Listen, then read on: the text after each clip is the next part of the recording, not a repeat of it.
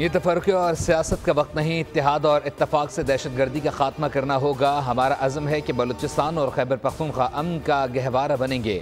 वज़ीर आज़म शहबाज शरीफ का कोयटा में आला सतह इजलास में खिताब, कहा जवान अपना खून देकर माजी की फाश गलतियों का अजाला कर रहे हैं।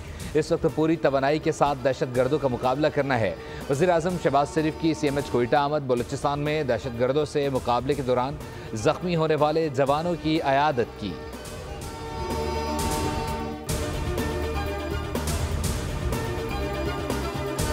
जजेस की सीनियरिटी और ट्रांसफ़र दो अलग अलग चीज़ें हैं। मसला जब सामने आएगा तब इस पर राय देंगे। मेरी राय क्या होगी इस पर कयास आराई ना की जाए।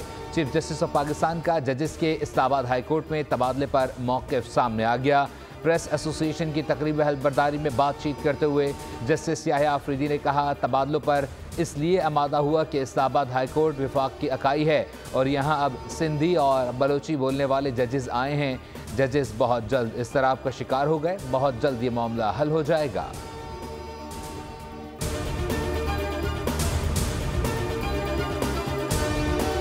सूबाई असम्बली ने Sindh agriculture income tax bill मंजूर कर लिया। 15 ता 20 करोड़ ज़रई आमदन पर 1%, 20 ता 25 करोड़ पर 2% टैक्स नाफिज, 30 ता 35 करोड़ पर 4 और 35 ता 40 करोड़ कमाई पर 6% टैक्स देना होगा। असम्बली में खिताब करते हुए वज़ीर आला सिंध ने कहा कि FBR करप्शन का गढ़ बना हुआ है। अपनी नाकामी छुपाने के लिए कहा कि ज़राई सेक्टर टैक्स नहीं देता। FBR ज़राई टैक्स जमा नहीं करेगा, सूबाई हुकूमत करेगी। हम चाहते हैं कि सेल्स टैक्स की वसूली का इख्तियार भी सूबों को दिया जाए।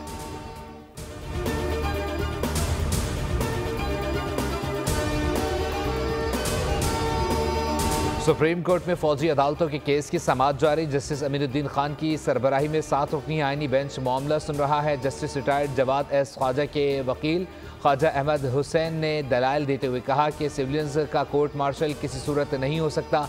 जस्टिस हसन अजहर रिजवी ने सवाल उठाया कि क्या धमाका करने वाले और आम सिविलियंस में कोई फ़र्क नहीं। 21वीं तरमीम में तो कुछ जराइम आर्मी एक्ट में शामिल किए गए थे। आईनी बेंच ने साबिक चीफ जस्टिस को आयद किया गया जुर्माने का हुक्मनामा वापस ले लिया।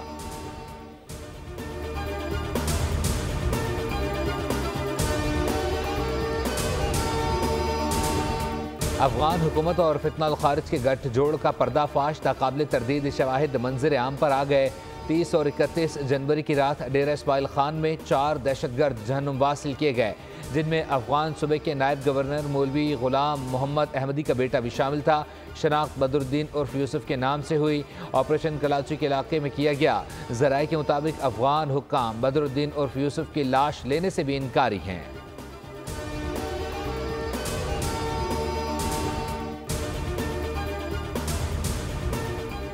कराची के अवाम बिजली को तरस गए कि इलेक्ट्रिक बिजली के मसाइल हल करने में नाकाम। 1 मेगावाट बिजली भी पैदा ना कर सका, जबकि अलजमीह ग्रुप सिर्फ 9% शेयर्स के बावजूद कि इलेक्ट्रिक पर काबिज है। सालाना 200 अरब सब्सिडी मिलने के बावजूद इदारा अलजमीह ग्रुप की वजह से बद इंतज़ामी और नाअहली का शिकार है।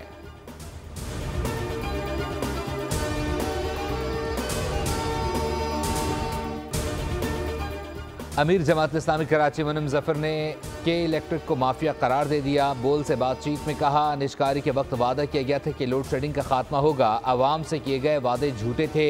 MKM के रहनुमा हसन साबिर ने कहा कि इलेक्ट्रिक इंतजामिया नाअहल है। बोल से खुसूसी गुफ्तगू में बोले, 1 माह बिल अदा ना करने पर बिजली काट दी जाती है, लेकिन सिस्टम कई सालों से ठीक नहीं हुआ।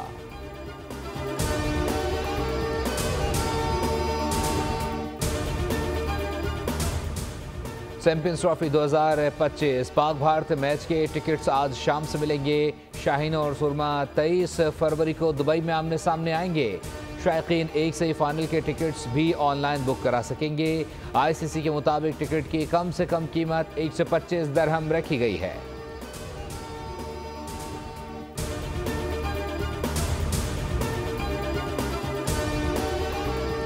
और शादी हो या पार्टी, कौन से मलबूसात इन